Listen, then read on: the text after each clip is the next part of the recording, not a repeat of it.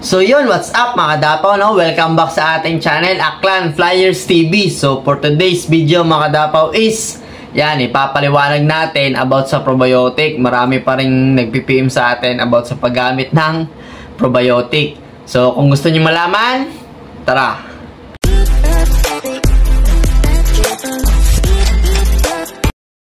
So yan mga kadapaw, no? So maraming nag-PM sa atin kung paano daw tayo gumamit ng probiotic. So sa nakaraang video natin, tinuro na natin kung ano yung probiotic at kung paano natin siya ginagamit. So ngayon mga kadapaw, ulitin natin tapos ipapaliwanag sa inyo ng maayos.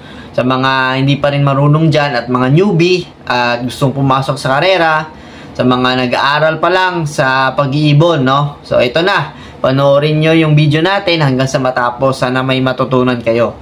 So unang-una mga kadapaw, ano nga ba yung probiotic? Ang probiotic ay tumutulong sa ating mga alagang kalapate. Pag sinabing probiotic, yan yung mga good bacteria na pumapasok sa katawan. So, tayong tao, kailangan din natin ng probiotic. So, ganyan mga kadapaw, no? Unang-una, sa breeder pa lang, sasabak kayo sa karera. Yung breeder nyo, sagalin nyo na sa probiotic, tsaka sa sistema nyo, sa pag-aalaga nyo. Kasi dyan, nag-uumpisa yung pagkakarera natin, hindi sa race talaga. Kasi nga, pagdating sa breeder, pagdating sa materialis, pagdating niya isasabak, dun ka nagbibuild ng warrior mo. So, ang breeder mo, pag mahina, lalong mahina na rin yung inakay na ilalabas. So, dyan papasok yung probiotic natin.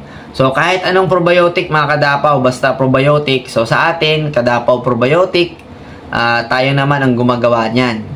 So, sa inyo mga kadapaw, no, kahit anong probiotic, basta hiyang yung ibon nyo, hindi makakasama sa ibon nyo, pwedeng-pwede. Yung paggamit, unang-una mga kadapaw ng probiotic, ganito. Kung kayo nagpa-flushing, o nag-antibacterial kayo, so, papatayin ng antibiotics yung mga bakterya sa katawan. So, i-replenish natin yan. Papalitan natin ng good bacteria, yung pinatay lahat na bad bacteria. Kasama na doon yung mga parasite. So, bago yan, ay dilaws muna natin. Tapos, mag-antibacterial tayo, flushing. Tsaka tayo mag-probiotic, mga kadapaw, no? Ang probiotic, tumutulong din yan sa mga hindi matutunawan na ibon. Gaya ng mga galing karera, mga kadapaw, hirap yan tumunaw. Lalong-lalo na pag pinapakain nyo ng matitigas. So, dyan, napupunta yung probiotic. Dyan tayo madalas gumamit pagka sa breeder, tsaka mag-derby na. So, unti-unti mga kadapaw, no? Pagkalabas ng inakay nyo, gamitan nyo agad ng probiotic para maging masigla.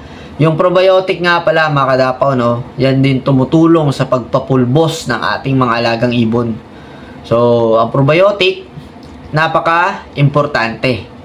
Lalong-lalo na mga kadapaw na tag-ulan. Yan. Yan yung mga sinasabi nilang smash. Dapat yung ibon nyo dyan, may kapote, no? So, yung kapote, yung pulbos sa balahibo ng alaga natin. So, paano nga ba yung ginagawa ng probiotic sa katawan ng ibon? Ang ginagawa ng probiotic sa katawan ng ibon, mga kadapaw, ay binibigyan niya ng lakas ng immune system pagdating sa laban. At saka ginagamit ang probiotic mga kadapaw, no, hindi lang sa mga conditioning, sa mga pag sinasabi nating sistema, ang ginagamit sa probiotic mga kadapaw, gaya nating tao, may probiotic din. Yung sinasabi natin na good bacteria sa katawan. So sa akin mga kadapaw, dalawa yung ginagamit ko. Yung prebiotic, tsaka yung probiotic. Yun. Ang prebiotic mga kadapaw ay pagkain ng probiotic. So meron tayong video dyan mga kadapaw, no? Yung yung magic gatas natin na tinatawag na prebiotic. Hanapin nyo na lang sa mga previous vlog natin, tsaka sa page natin, yung mga reels natin dati. Dun yun, mga kadapaw. Yung sistema natin ay nandun lahat sa video natin. So, mga solid nating supporters dyan at mga subscribers, mga taga-panood, so maraming salamat at nakasubaybay kayo. So, yun mga kadapaw, no? Ay napaliwanag na natin yung, kung ano yung kahalagahan ng probiotic. Ito na yung paggamit natin. So, paano tayong gumamit? Unang-una mga kadapaw, sa training pa lang, dapat makatikim na sila niyan ng probiotic para sa sistema mo pagdating ng derby. Pag nag-adjust ka sa kanila, hindi sila maninibago. So, akin, pwedeng ihalo sa tubig or binder, sa powder mix nyo, pwede yan. So, halimbawa, Lunes, magpapaligo ka, Lunes, pagka derby na to, mga kadapaw, derby na. So, Lunes, paligo ka, after arrival, tapos Martes, probiotic ka. Kasi Lunes, pwede ka na mag-flushing kagad, mga kadapaw, no? So, minsan ako, nagpa-flushing agad ako between arrival na. Yun. So, Lunes, kung meron kang prebiotic, pwede mo yung gamitin, yung prebiotic. Pero kung wala naman, mga kadapaw, Lunes, flushing ka, Martes, probiotics, tapos, Wednesday, pahinga mo na yung ibon, lagyan mo ng mga konting grease dyan o kung ano yung ginagawa mo sa ibon mo. Thursday, probiotic ulit hanggang Friday. Yun na yung ginagamit ko sa probiotic. Pagka Saturday, mga kadapaw, plain na lahat.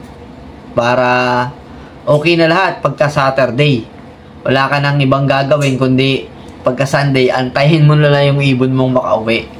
So, yun lang mga kadapaw. Wala nang ibang keme-keme pa sa paggamit ng probiotic. Kahit ano, probiotic, basta compatible at walang problema sa ibon nyo, mga kadapaw. Yung probiotic, pag nasobrahan naman yung ibon mo ng probiotic, masama naman yun, mga kadapaw. Dapat tansyahan lang. Baka wet droppings yung ibon mo sa probiotic. Nagtataka ka bakit laging wet droppings, tsaka matubig yung droppings ng ibon mo. Yun yung indikasyon na nasobrahan na yung ibon mo sa probiotic. Dapat yung probiotic, tamang-tama lang sa kanila. Dapat tansyado mo lang, mga kadapaw. Yan yung importante. Yung lahat ng sobra, nakakasama. Tandaan nyo yan, mga kadapaw. So, ako, ngayon, hindi pa ako nagkakarera. So, namimiss ko na rin siya na mga rera. Ngayon, nagbibreed na lang ako, mga kadapaw. No? Yung ibang ibon ko ay lumilipad sa ibang loof. Tsaka yung mga na ibahagi ko na breeder, yung mga anak nila nananalo na. So, ipopost na lang natin yung video at saka i-ano na lang natin dito sa YouTube channel natin yung mga achievements nila para sabihin nyo naman na sana yung video na nanalo yung ibon mo, wala naman, ganon, ganyan. So, ipopost natin yan, mga kadapaw, huwag kayong mag-alala. Hindi naman tayo nagsasalita ng kasinungalingan dito. So, lahat yon totoo. Tsaka lahat yon na tinuturo ko sa inyo ay ginagamit ko. Tsaka ginagawa ko talaga. Kasi mahirap nang magturo dito sa vlog natin kung puro keme lang, no? Parang scripted lang ba yung mga ginagawa natin. Pero yung ginagawa natin at tinuturo sa inyo pagdating naman sa mga tips ayon sa experience natin, mga kadapaw. Hindi naman tayo nagsasabing ang galing-galing natin. So, napatunayan ng natin, mga kadapaw, no? Na ganun talaga yung ginagawa natin, tsaka doon tayo nananalo. Yung lagi ko nang sinasabi sa inyo na kung saan kayo nananalo, maintain nyo. Huwag yung i-maintain yung puro kayo talo. So, sa susunod na vlog natin, baka pagdating naman sa mga tips natin, pagdating sa pooling, na i-tips na natin nung nakaraan yan, pero may i-upgrade tayo ngayon. Meron tayong sikreto sa pooling dyan na i-reveal natin. So, yan mga kadapaw, maraming salamat. At salamat na rin sa mga masusi nating taga-subaybay dyan sa mga nagpipm sa atin. So, alam niyo na, God bless.